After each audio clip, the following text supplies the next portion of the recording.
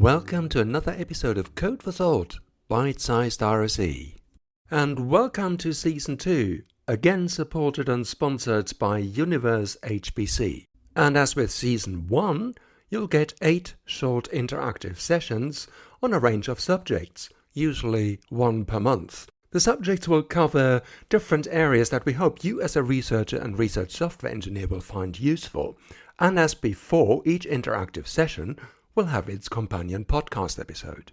And for this season, I have the honor of kicking it all off with both an interactive class and this podcast episode. And this being November and just a few days after Halloween, I chose a subject that can strike sheer terror into the hearts of researchers and software engineers. That's right, software estimation. Because no matter where you work, in academia, in a research center, or in a company, one day your boss or primary investigator, the PI, will tap on your shoulder and ask, how long is this gonna take? And sometimes it's like asking how long is a piece of string. I certainly felt like this with previous projects. And the bad news is, there really is no easy answer. No silver bullet, nor a magic crystal ball into which we can all gaze to get a faithful and accurate prediction. But the good news is, there are steps that you can take to tame the beast. And in the course of this episode, I'll be taking you through some of them.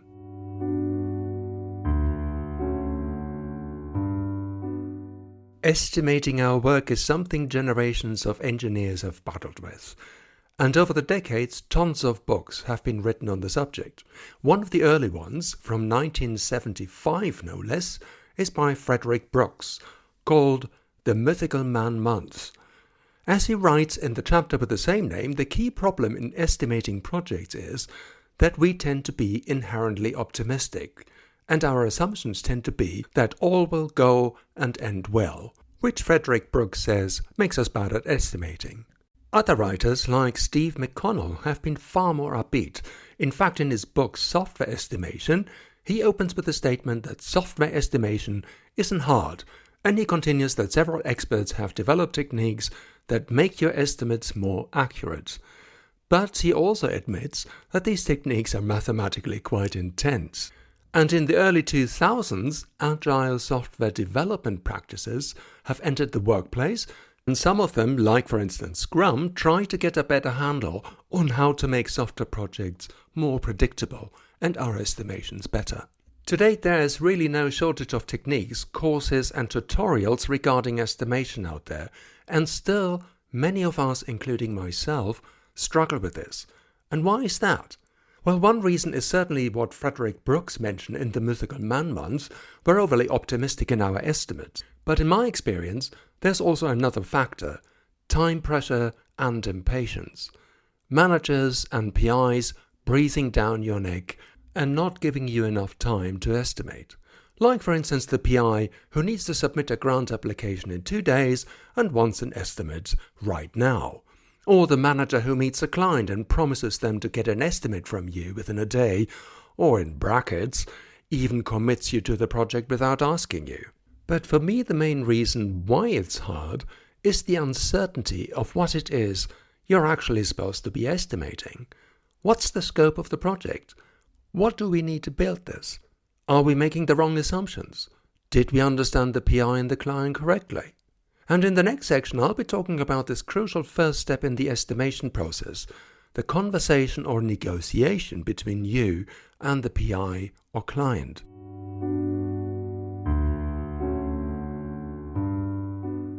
But first, back to the book, The Mythical Man-Month.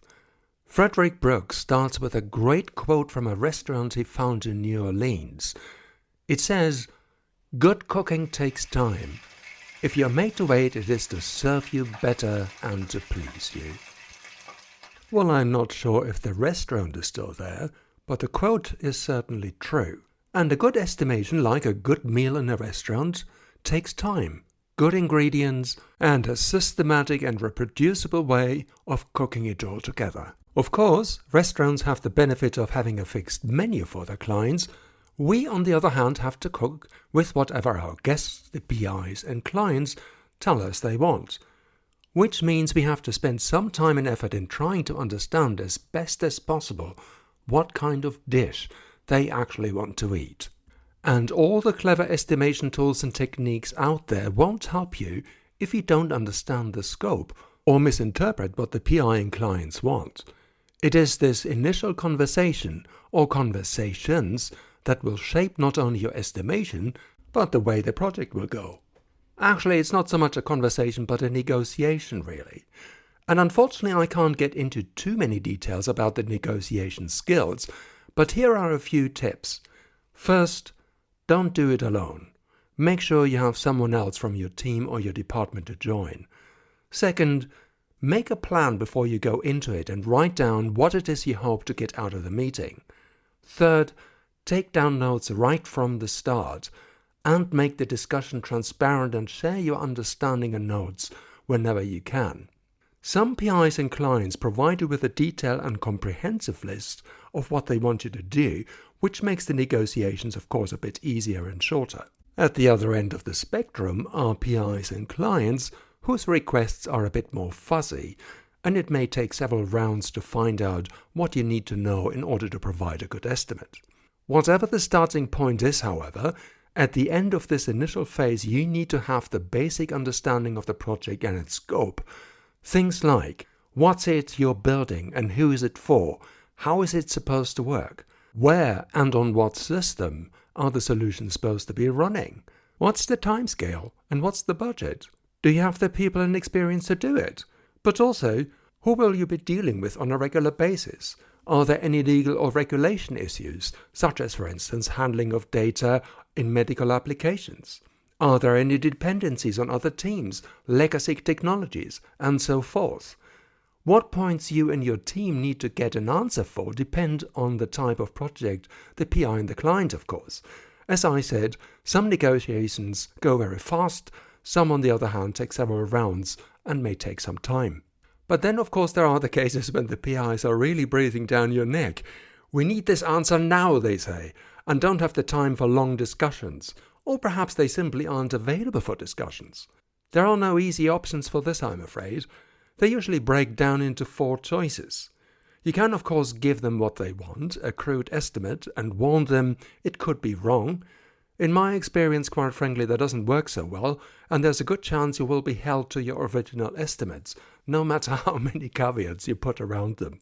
At the other end of the spectrum is to be brutal and just say no. And that can be quite difficult as well. I mean, after all, you don't want to upset the PI. You may have to work with them in future. Another option is to say, we'll give you that much time, but we can't promise we'll be finished by then. The PIs may not like when you dish them a half-cooked and lukewarm meal, on the other hand. I would always argue, and that's the 4th option, for buying a bit more time. You're not doing yourself or the PI any favors by coming up with a bad estimate or no estimate at all. But for the minute, let's assume that we have all the info we need and we can move on to the actual estimation, which is what I'll start doing in the following section.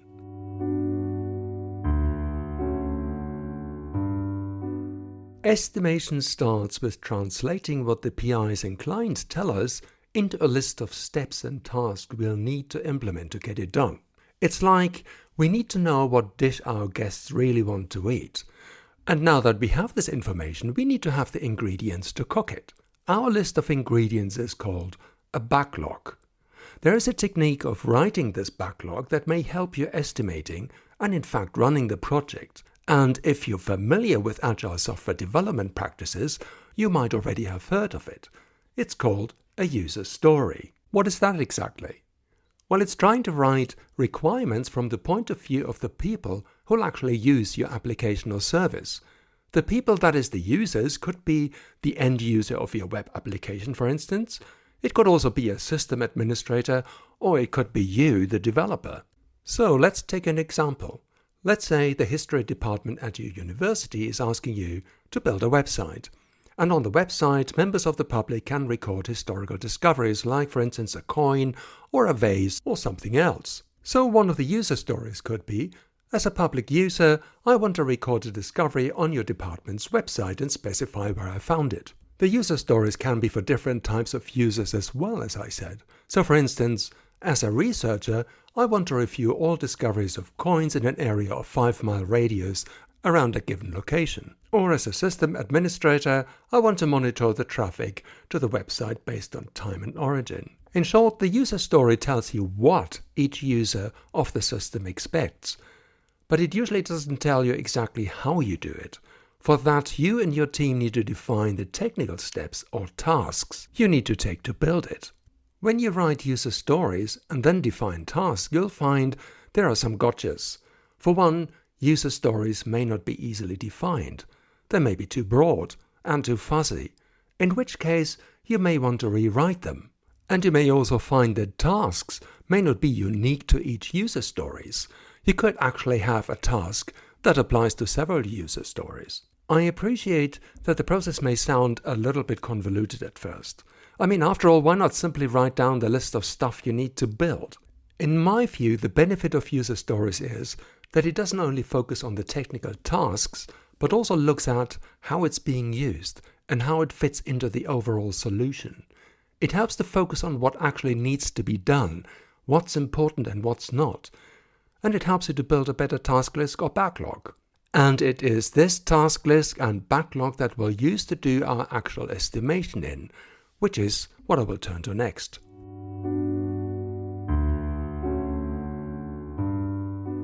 So, do you want to play poker or do you want to do some statistical analysis?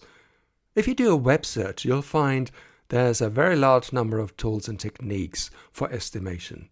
Different as all of these methods are, they're usually based on the same unit of estimation though, and that is the unit of time it takes to finish a task, and, as the sum of it all, the time to finish the project. Usually the methods are very collaborative and focus on getting estimates as a team effort. For instance, the planning poker. This is one of them and a very popular one too, and it's used quite a bit in agile development practices like Scrum. It goes a little bit like this. You start with a deck of cards, each member gets a deck, you read out the task to be estimated, each team member picks a card with the value face down on the table. Then all the cards are turned over at the same time, and if you find there are gaps or differences, you discuss them and, one hopes, agrees. And that's your estimate. It can be great fun, and there are different variations of this game, the actual poker cards of course. Some like to play with numbers like a Fibonacci sequence, and you can also play it online, and there are various different tools available now these days. Another method is the so-called 3-point estimation. And as the name suggests, you provide 3 different sizes for each task. One which is the best case scenario, one which in your view is the worst case scenario, and another one which you regard as realistic. The value taken can then be either simply the mean value of all 3, or if you like, you can introduce some weighting factors to emphasize your optimistic and pessimistic scores. Personally, I'd argue that planning pokers, fun as they may be, are more suitable when projects are actually running. When you're already working on a project, you and your colleagues already have a decent understanding of what you do. Agreements are usually quickly found and differences resolved easily. Well, that's the theory. And it's probably for that reason that you find planning poker being played in Scrum planning sessions. What I like about the 3-point method is that it makes you think what's the best case, but also what's the worst case.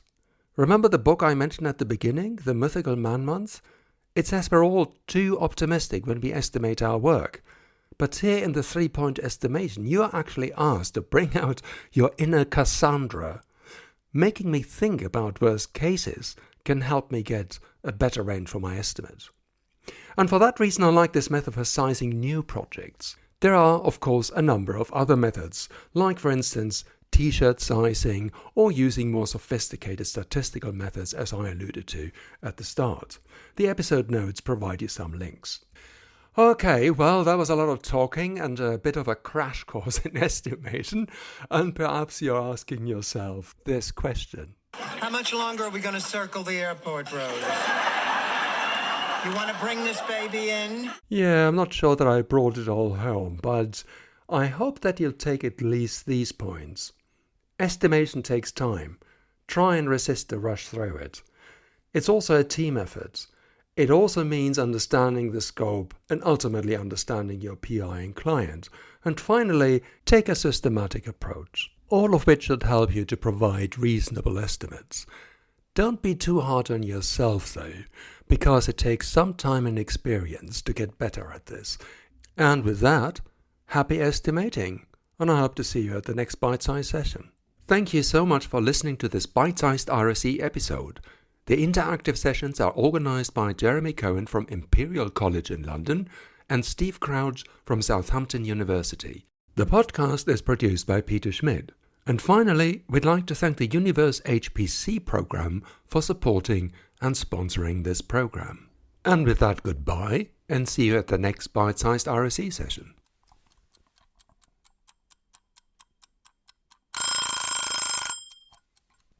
Oh, time's up.